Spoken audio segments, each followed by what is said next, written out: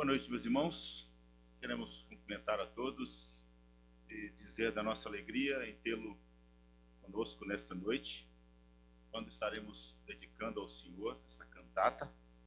E queremos dizer da nossa alegria também em receber aqueles que nos assistem pelo canal do YouTube da igreja e rogar ao Senhor que nesta noite sejamos edificados mais uma vez com a palavra do Senhor, que será não somente exposta, mas também cantada. E nossa oração é que esta noite seja uma noite de crescimento espiritual para cada um de nós, crescimento que precisamos e que necessitamos para que nossa vida aqui neste mundo seja coerente com aquilo que nós cremos, com o que nós temos como regra de fé e prática, a Escritura Sagrada. Oremos ao nosso Deus. Senhor, queremos dizer da nossa honra em poder, nesta noite, dedicar esta cantata ao Senhor.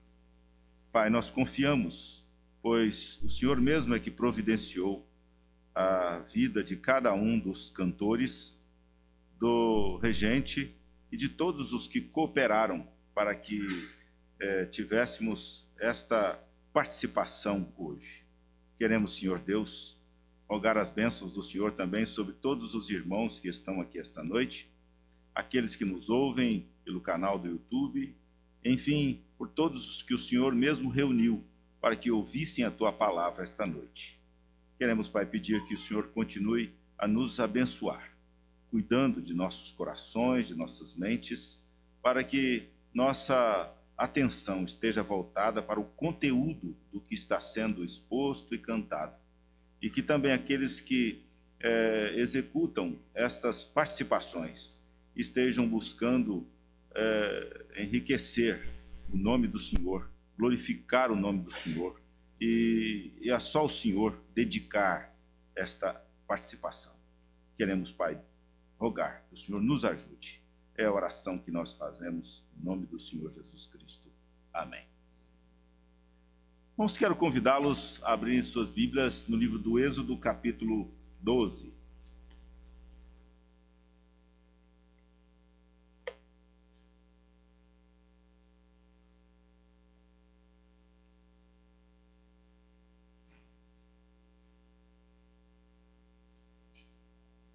Livro do Êxodo, capítulo 12.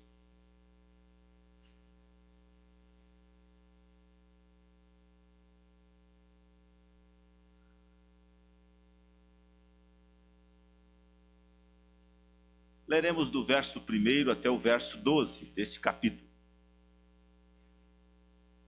Diz assim a Escritura: Disse o Senhor a Moisés e a Arão na terra do Egito: Este mês vos será o principal dos meses, será o primeiro mês do ano. Falai a toda a congregação de Israel, dizendo: Aos 10 dias deste mês, cada um tomará para si um cordeiro, segundo a casa dos pais, um cordeiro para cada família. Mas, se a família for pequena para um cordeiro, então convidará ele o seu vizinho mais próximo, conforme o número das almas, conforme o que cada um puder comer. Por aí calculareis quantos bastem para o cordeiro. O cordeiro será sem defeito, macho de 1 ano. Podereis tomar um cordeiro ou um cabrito, e o guardareis até ao 14º dia deste mês. E todo o ajuntamento da congregação de Israel o imolará no crepúsculo da tarde. Tomarão do sangue e o porão em ambas as ombreiras e na verga da porta, nas casas em que o comerem. Naquela noite comerão a carne assada no fogo, com pães asmos e ervas amargas a comerão. Não comereis do animal nada cru, nem cozido em água, porém passado ao fogo. a cabeça, as pernas e a fressura. Nada deixareis dele até pela manhã. O que, porém, ficar até pela manhã, queimá-los-eis.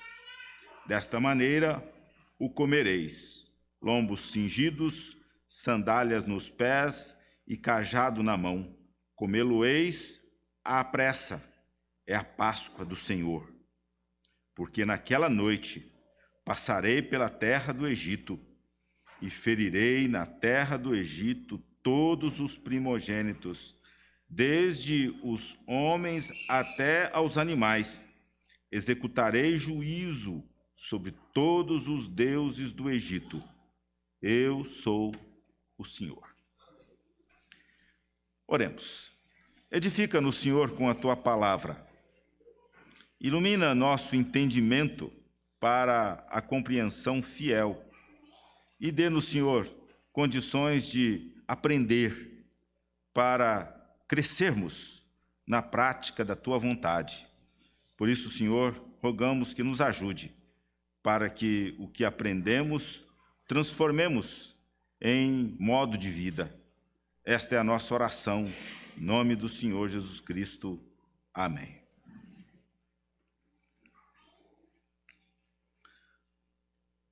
Você já percebeu como a palavra cordeiro é frequente na Escritura Sagrada?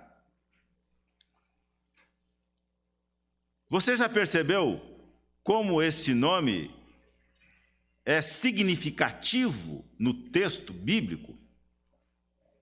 Se observarmos, este nome cordeiro é frequentemente encontrado numa disposição do tipo Cordeiro de Deus.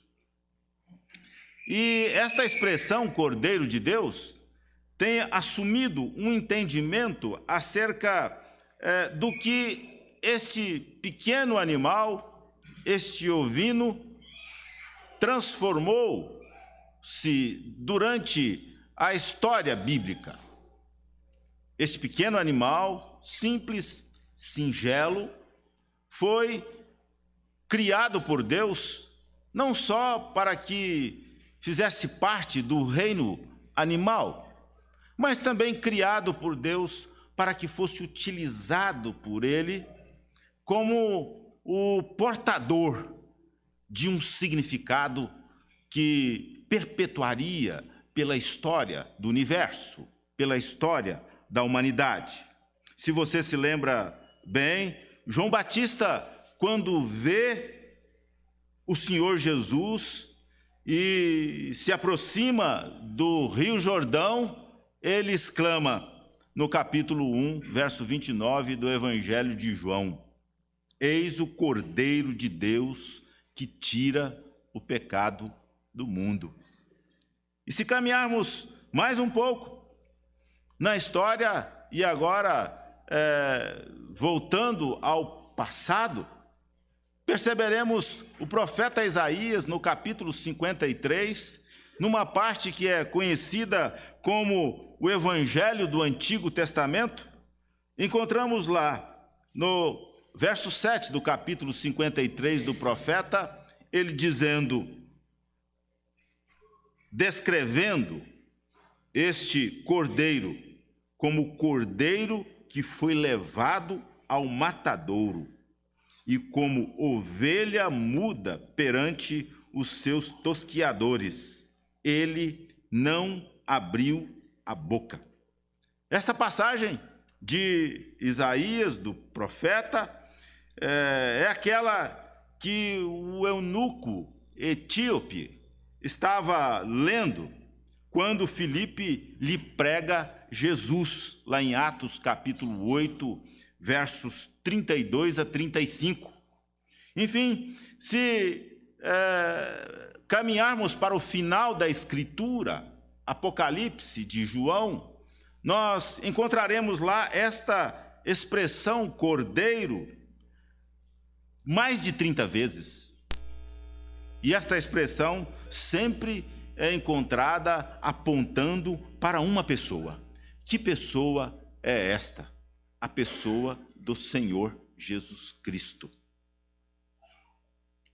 E a descrição de Moisés da primeira Páscoa, e é interessante notar que depois desta Páscoa, ela foi celebrada novamente no segundo ano da caminhada do povo para a Canaã, conforme nós encontramos em Números capítulo 9, do versos 1 ao 5, e depois 40 anos em Josué 5, 5 a 6, 40 anos depois.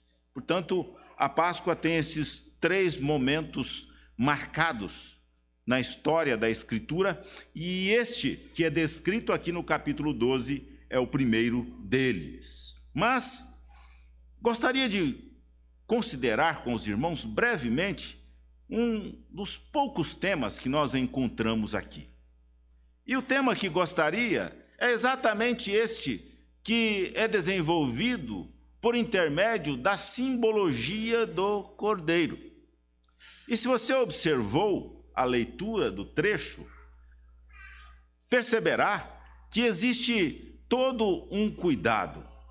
Depois do dia 10 do calendário judaico, que hoje estaríamos, quem sabe, no ano 5.783, salvo engano meu, neste primeiro mês do ano, que é conhecido como mês de Nissan, ou Nisan, e no 10º dia deste mês, que este ano deve ter ocorrido por volta do dia 14 do mês de abril, se começava o preparo para esta Páscoa.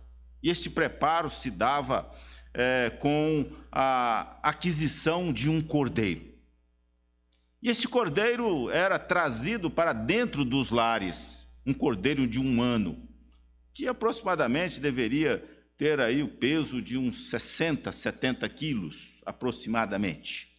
E este cordeiro de 1 ano era trazido para o lar, conforme a descrição mosaica aqui do capítulo 12, e ali ele ficava até o 14º dia. E durante esse período, ele, além da observação inicial de que ele era um animal perfeito, ele era observado. E foi assim, pois esta observação era importante, porque ele não poderia ter nenhum defeito sequer. Afinal, se você perceber este registro do capítulo 12, este momento é determinante. Por quê? Porque estavam vivendo entre a 9ª e a 10ª praga do Egito. E isso iria promover a saída da escravidão. Entre as ordens do Senhor, nada poderia ser descuidado.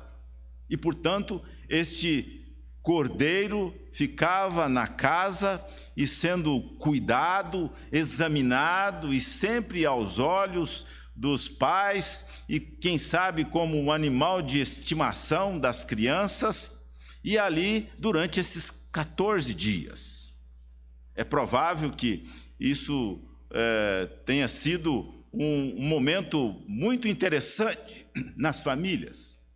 E esse momento tinha data marcada para encerrar, que era o dia em que este cordeiro seria imolado. E então, neste período, observava-se, e constatando que ele realmente era perfeito, então imolavam esse cordeiro. E essa morte desse cordeiro era executado por todas as famílias. E num primeiro momento, os irmãos perceberam que era um ato que dependia das famílias. E cada uma delas deveria ter este cordeiro. Caso alguns não tivessem famílias, eram reunidos. E isso acontecia para que ninguém escapasse da participação do momento em que ele era imolado e de estar na casa onde o seu sangue era aspergido nos murais. E então utilizaram um instrumento que era feito de isopo, que é um vegetal que permite que ele esmagado seja usado como um pincel. Então tomava-se aquele sangue do cordeiro imolado naquelas bacias e com um pincel então pintavam as portas, e assim estava cumprido o cerimonial que iria determinar a vida daquela família, ia determinar a vida dos primogênitos, dos animais, enfim, iria permitir a libertação daquela família. E com isto, nós percebemos claramente que o papel do cordeiro, ele está, num primeiro momento, relacionado a indivíduos, relacionado a famílias, de tal maneira que ninguém fique fora dos benefícios do sangue, dos benefícios que essa atitude, que essa ação pudesse trazer. E então eles eram individualmente e ao mesmo tempo coletivamente reunidos para que fossem livres da morte que estava por vir. E assim, o cordeiro, no primeiro cerimonial da Páscoa, teve o seu papel. Na segunda Páscoa, esta cerimônia, com poucas modificações, foi repetida. Na terceira Páscoa, 40 anos depois, com poucas diferenças, ela foi repetida. E depois, no judaísmo de tradição, com algumas diferenças mais profundas. Mas o que nós temos? O que nós temos é este papel do cordeiro que aponta para o Senhor Jesus Cristo. E se nós temos aqui em Números esta ideia do Cordeiro de Deus estabelecida através de um animal, nós encontramos no Novo Testamento, no Evangelho de João, a mesma identificação. Se você observar, o Evangelho de João, no capítulo 12, vai trazer lembranças desta primeira Páscoa. E lá você identificará, logo no verso 1, que 6 dias antes da Páscoa, e com isso você percebe, olha, existe alguma relação cronológica com o preparo para o momento máximo dessa festividade. E lá temos Jesus chegando em Betânia, e onde ele encontra com o seu amigo Lázaro. E Jesus entra em Betânia e na casa de Lázaro, Marta e Maria e seus amigos, numa sexta-feira, o dia 8 de Nissan. 8 mais 6, 14, e já findando o prazo de observação dos 14 dias, se realmente este animal possuía algum defeito ou não. E segue a história do exame, ele sendo interrogado por autoridades, principalmente do judaísmo, e vocês conhecem toda essa trajetória do Senhor, que é questionado, que é interrogado, que é tentado a se encontrar em dificuldades com seus atos e suas palavras, mas é importante que, assim como o primeiro cordeiro pascal, aquele mencionado em Êxodo 12 por Moisés, ele é trazido para dentro de cada família. E a família de Lázaro, de Marta e Maria é o primeiro exemplo disto. Jesus chegou na casa de Marta e Maria, uma família. Assim como o cordeiro pascal de Êxodo era também destinado a cada família. E então, ele, para garantir que ele era perfeito e sem defeito, ele passa pelo exame dos líderes dos judeus, e esses líderes tentam, de diversas maneiras, encontrar um defeito no Cordeiro de Deus, mas sua tentativa é frustrada, até que Pôncio Pilatos, o governador de Roma, o líder político da comunidade, declara lá em Lucas 23:4: não vejo neste homem crime algum. Com isto, o Cordeiro de Deus recebe aqui a fala de alguém que teria todos os motivos para mencionar se houvesse um defeito neste Cordeiro, mas não é isso que acontece. O Cordeiro realmente aqui recebe a informação e a declaração que se encontra em perfeitas condições para ser abatido. E esta declaração foi feita por Pôncio Pilatos. Então, após completar esse período de provação durante os 40 primeiros dias, durante os 4 primeiros dias da semana, chega o momento da última ceia pascal de Jesus. Então, este é o ápice do ministério do Senhor Jesus Cristo. O início do que muitos acreditaram ser o fim do cristianismo. Finalmente, chega a quinta-feira, o dia 14 de Nissan, e então Jesus e os 12 se reclinam à mesa e celebram a Páscoa. Se você pode perceber, João 12 é um paralelo de Êxodo 12. Aquele cordeiro, aquele animal, apontava para algo grandioso que estava para acontecer. E se você quiser depois caminhar na reflexão acerca desse paralelo, que possui muitas identificações, você se lembra de que este sangue, ele era, que o hisopo era utilizado para molhado pintar os umbrais das portas.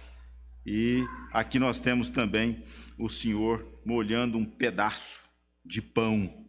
E assim, muitas outras identificações poderíamos encontrar neste paralelo. Mas o que importa para nós aqui e agora é perceber que a Escritura está repleta de evidências que apontam seguramente para o que nós hoje lembramos seja realmente, indubitavelmente, sem qualquer sombra de desconfiança, uma cerimônia, um momento na história que apontou para a grandeza da obra do Senhor Jesus Cristo.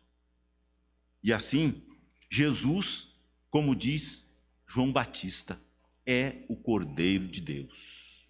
Jesus é o Cordeiro de Deus, que tira o pecado do mundo. Ele é o cumprimento da Páscoa. É impossível pensarmos na validade da Páscoa, na utilidade da Páscoa, sem pensarmos em Cristo Jesus e no seu sacrifício. Na verdade, não faz sentido algum a Páscoa sem Cristo. E assim, irmãos, como os primeiros cordeiros pascais foram sacrificados para remir Israel da escravidão do Egito, a morte de Jesus na cruz nos redime da escravidão do pecado. Ao refletir sobre tudo isso, o apóstolo Paulo diz, lá na sua primeira epístola aos Coríntios, capítulo 5, verso 7, Cristo, nosso Cordeiro pascal, foi imolado.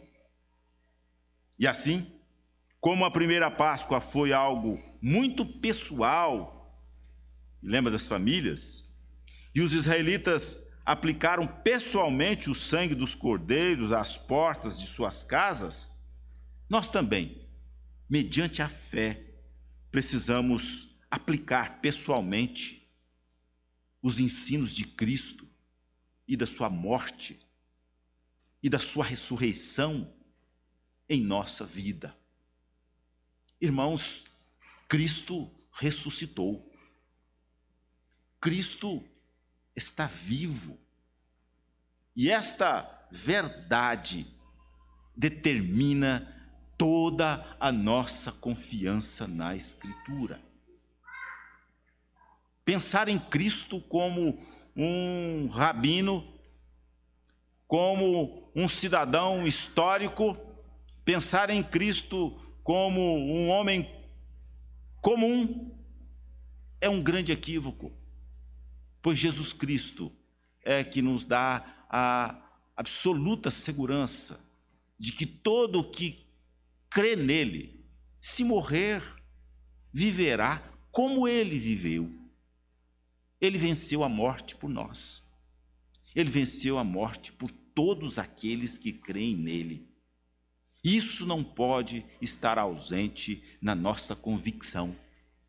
Podemos crer em muitas coisas, mas jamais podemos deixar de crer que Cristo é que nos dá a vida. O sangue de Cristo é vida para nós, assim como foi para aquele povo no Egito, é para nós hoje a nossa salvação. Salvação que veio de um Deus que se fez homem, morreu, mas ressuscitou. E, portanto, vivo está. E é isto que nós vamos cantar daqui para frente. Que o Senhor nos abençoe. Amém.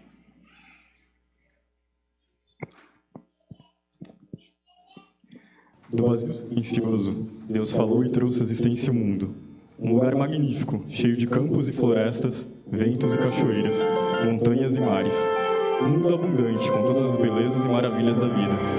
E no coração de tudo isso colocou a alegria de sua criação, o homem e a mulher.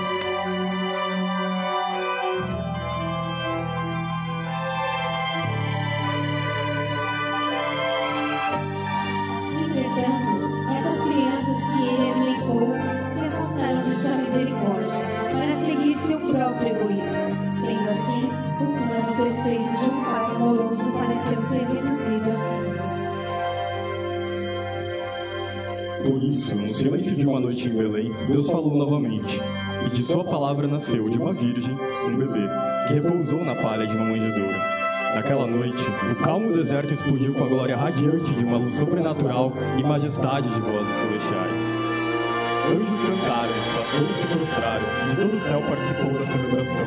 Majestade de vozes celestiais, pois essa pequena criança era o Salvador, enviado para resgatar a família perdida no coração do seu pai. Este era o único Filho de Deus, tão esperado o Messias, e nele o amor de Deus estava vivo.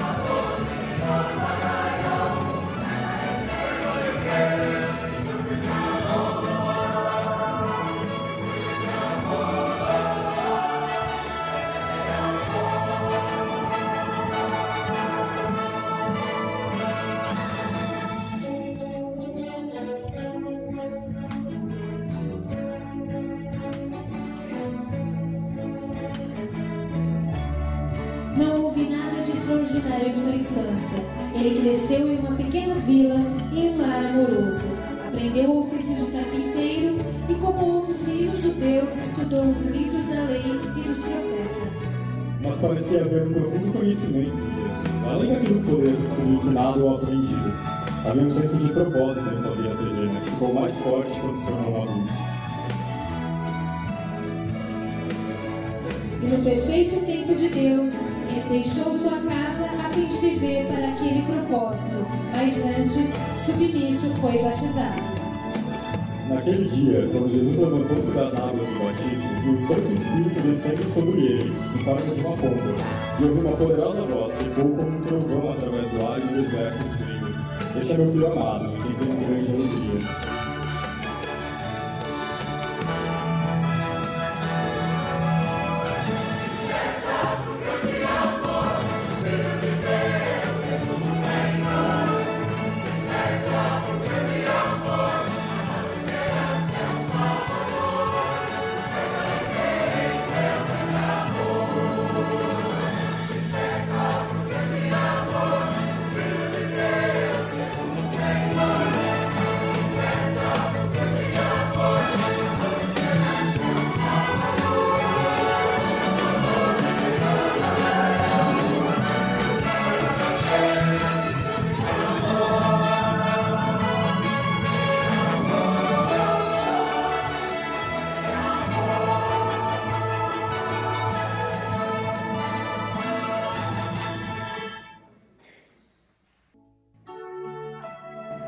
Jesus iniciou o seu ministério sem fama nem festa.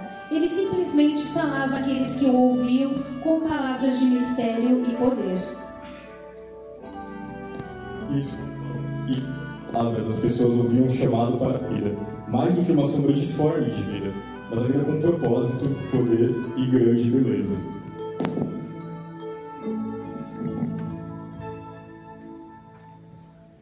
Era um daqueles dias de verão, perfeito e sem nuvens. André e eu tínhamos pescado toda manhã e estávamos preparando as nossas redes, quando percebemos que ele falava com um grupo de pessoas enquanto caminhava pela praia. Quando ele nos viu, perguntou-nos se poderia sentar-se em nosso barco para continuar seus ensinos. Nós concordamos. Eu nunca tinha ouvido nada igual. Suas palavras eram simples, porém poderosas. Havia alguma coisa nele, uma autoridade, uma serena confiança.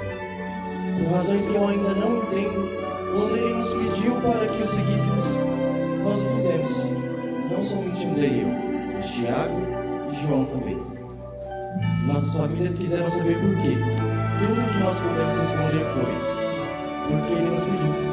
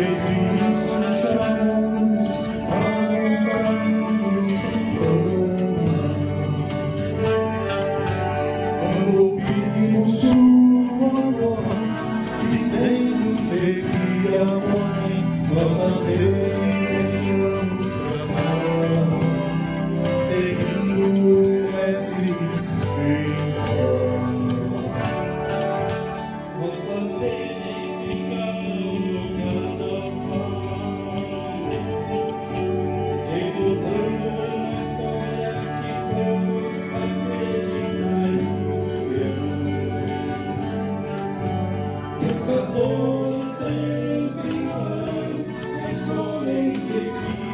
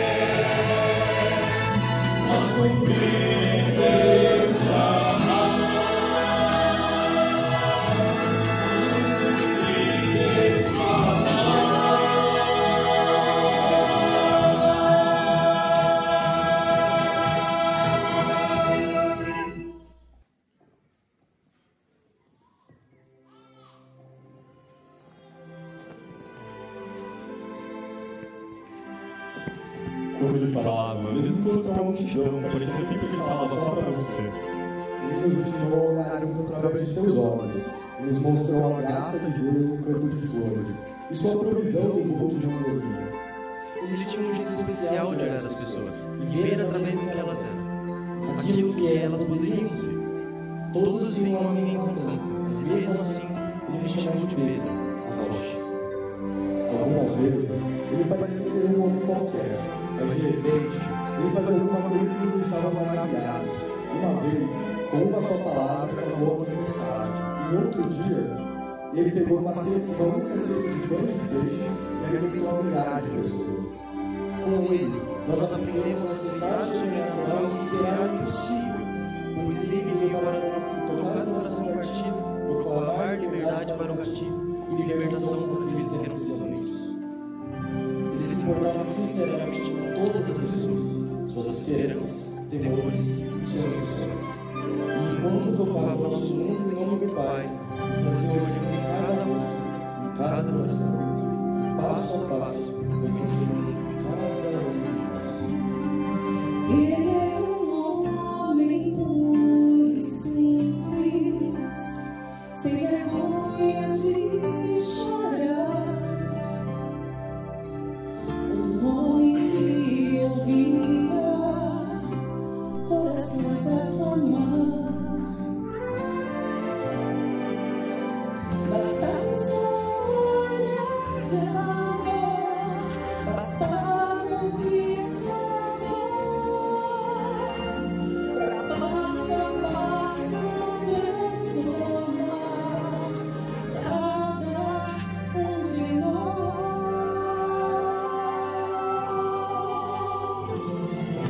Cada um de nós alcançou o seu olhar, onde havia solidão, trouxe sua paz, espalhando ao redor rastros de amor. Com seu poder se transformou cada um de nós.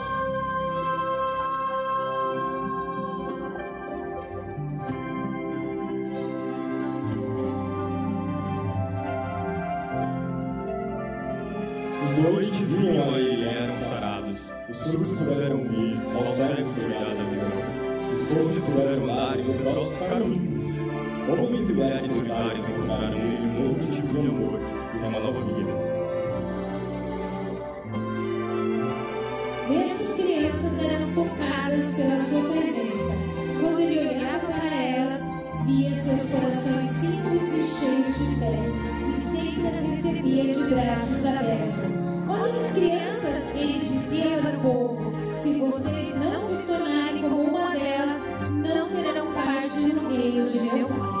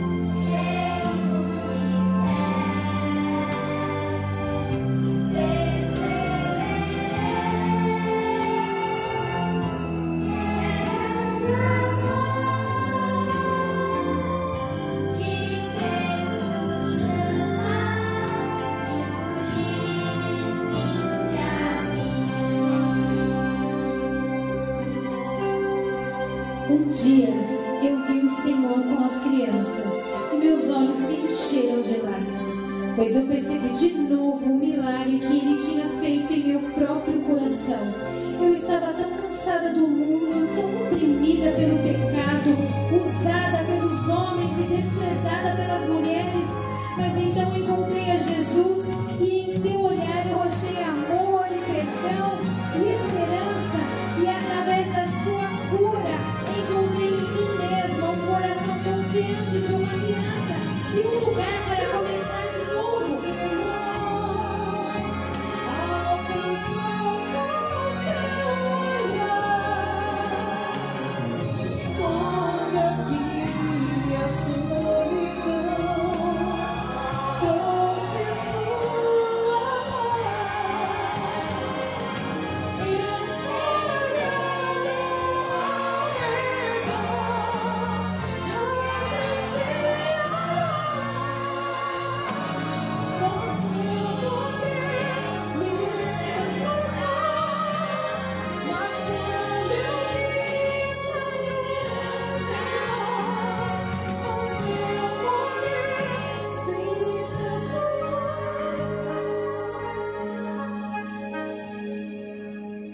Cada um de nós.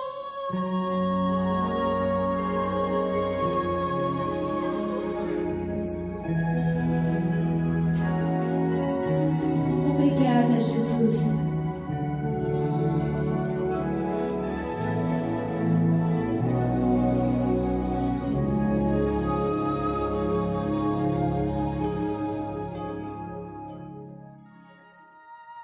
A Páscoa se aproximava quando Jesus e seus amigos chegaram em Jerusalém.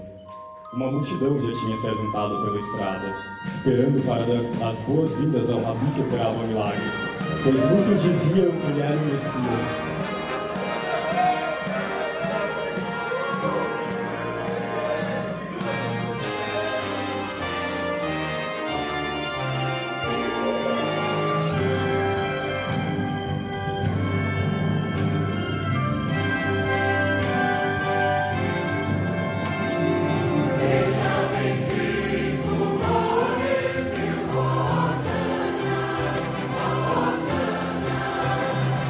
Seja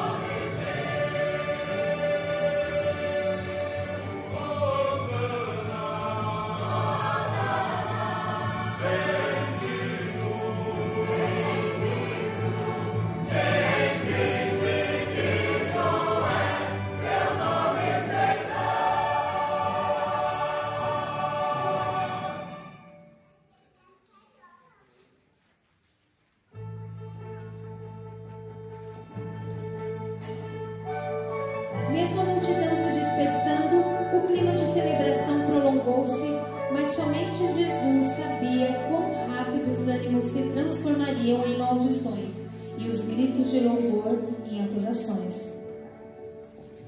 Numa sala retida, Jesus reuniu-se com seus amigos para celebrar a Páscoa. Eles não percebiam ser aquela última noite na presença de Jesus. Depois de dar graças, ele tomou o pão e o partiu e passou para os outros. Depois, tomou um cálice de vinho e o deu para que eles o bebessem.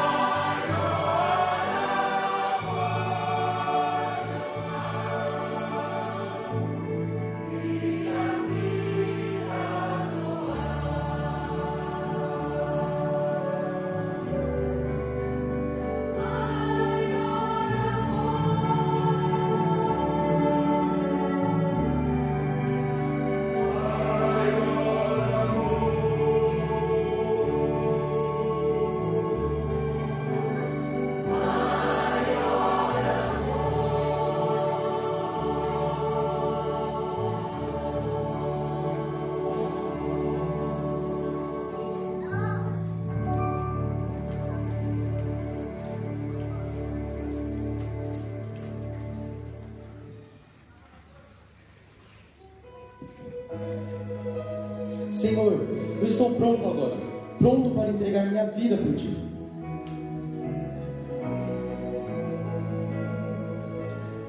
Pedro, em verdade te digo, antes que o galo cante, 3 vezes me negarás. Eu nunca te negarei, Senhor. Nunca! Depois de cear, Jesus levou seus discípulos para um jardim chamado Getsemane. Lá, ele pediu que seus discípulos ficassem acordados e velando por ele enquanto ele orava. Em terrível agonia de espírito, Jesus clamou: Pai, se for possível, afasta de mim esse cálice. Contudo, não se faça a minha vontade, mas a tua. quando ele voltou para os seus discípulos, os encontrou dormindo. Levantem-se, gritou ele, pois o meu traidor já chegou. Então Judas entrou no jardim e beijou a Jesus. E os soldados, reconhecendo Jesus, agarraram-o e o prenderam.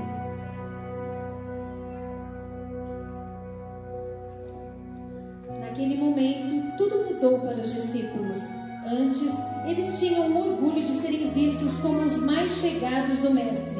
Mas agora, enquanto viam-no ser levado, o pequeno grupo de cristãos eram invadido por sentimentos de confusão e vergonha. Mesmo Pedro, o atrevido, o pescador ousado, que tinha prometido total lealdade, perdeu sua coragem. Enquanto Jesus apanhava e era torturado, Pedro se escondia nas sombras, esperando não ser reconhecido.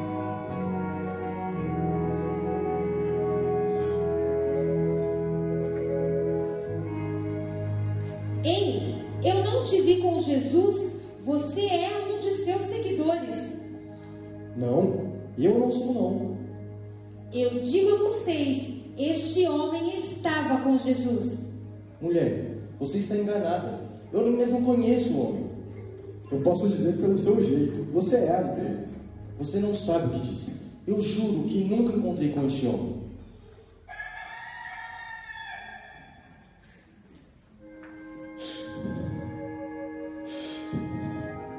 O que foi que eu fiz, Senhor? O que foi que eu fiz, Senhor?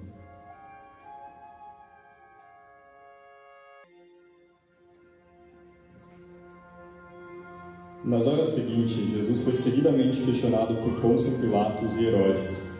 Os dois acharam seu comportamento calmo, estranhamente inquietante, mas nenhum dos dois queria ser responsável por mandá-lo matar. Então, Pilatos ofereceu para a multidão nervosa uma escolha.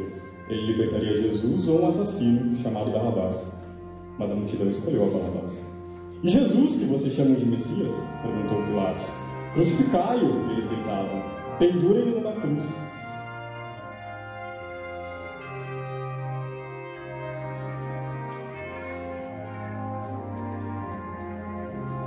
Então Pilatos tomou a Jesus e seus soldados o açoitaram. Eles trocaram suas roupas por um manto vermelho e o coroaram com espinhos. Eles riam e cuspiam nele, dizendo: Glória a ti, Rei dos Judeus! E quando Jesus não demonstrou ter medo, eles enfureceram e bateram nele com selvageria. Mas havia uma coisa que os olhos dos soldados não podiam ver. Por trás daquela violenta provação, alguém estava lá, assistindo tudo. Por trás das surras e deboches, por trás das palavras cruéis e dos golpes, alguém estava lá, ouvindo o coração do nosso Salvador e sentindo a sua agonia. Dos altos céus o Pai olhava tudo, cena cruel pro coração de mãe,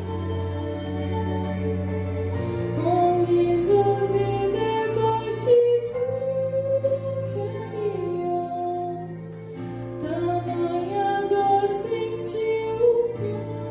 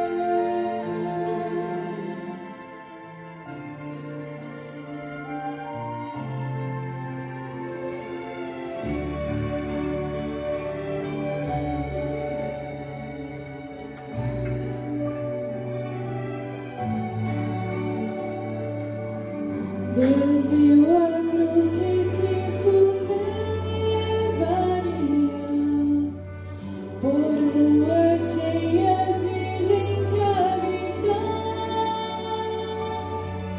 Enquanto ele caminhava longe, os céus ouviram Deus falar.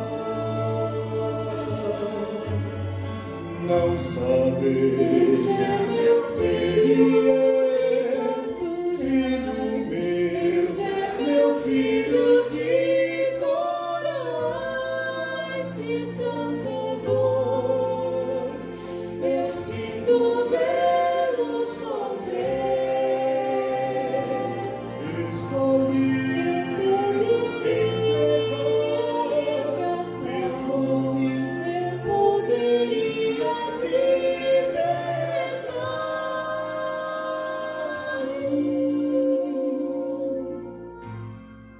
mas escolhi deixá-lo morrer.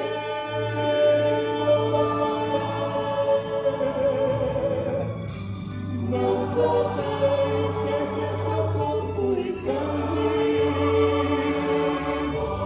dado por vossas transgressões. Não sabeis que esse é meu filho amado,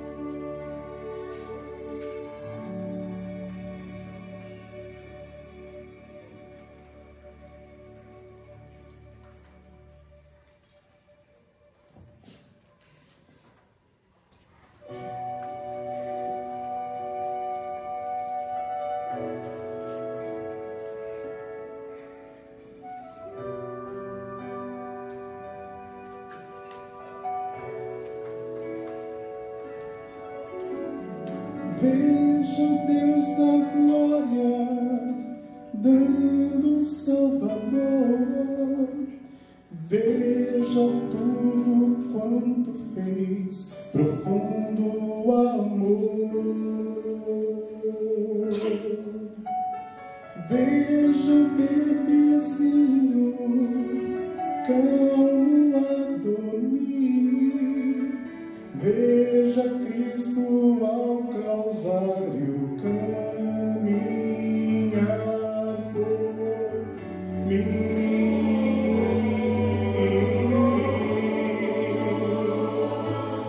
Tão só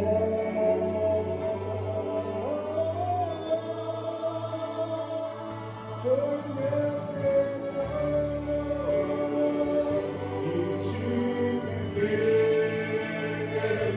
na rude cruz, legal que era meu, precioso sangue me lavou, ninguém jamais assim não mudou. Foi meu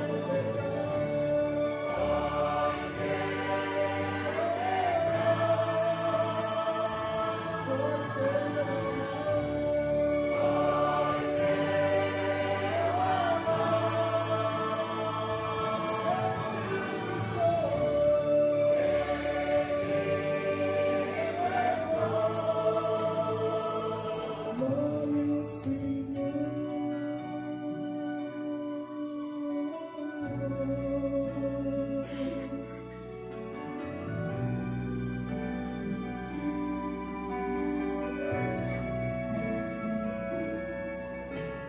Já não há canção, reina o horror.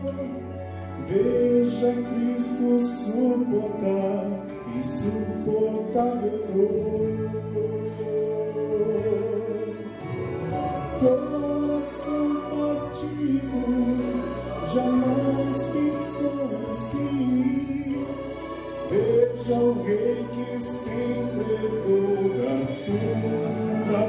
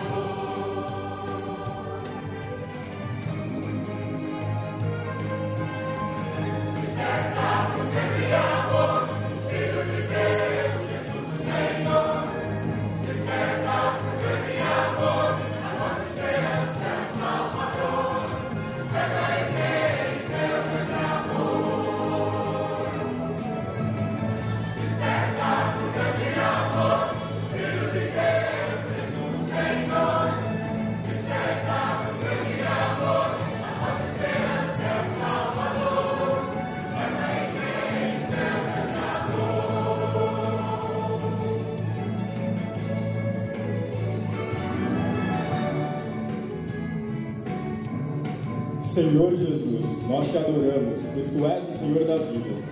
Senhor Jesus, nós te adoramos, pois tu és o Senhor da vida. Através do teu sangue, o Senhor venceu a morte e redimiu o seu povo. Através do teu sangue, o Senhor venceu a morte e redimiu o seu povo. Pelas tuas feridas fomos sarados e feitos novas criaturas. Pelas tuas feridas fomos sarados e feitos novas criaturas. O Senhor reina vitorioso à destra de Deus e nos corações do seu povo. O Senhor reina vitorioso à destra de Deus e nos corações do seu povo. Nós te adoramos, Senhor Jesus, pois tu és o Senhor da vida.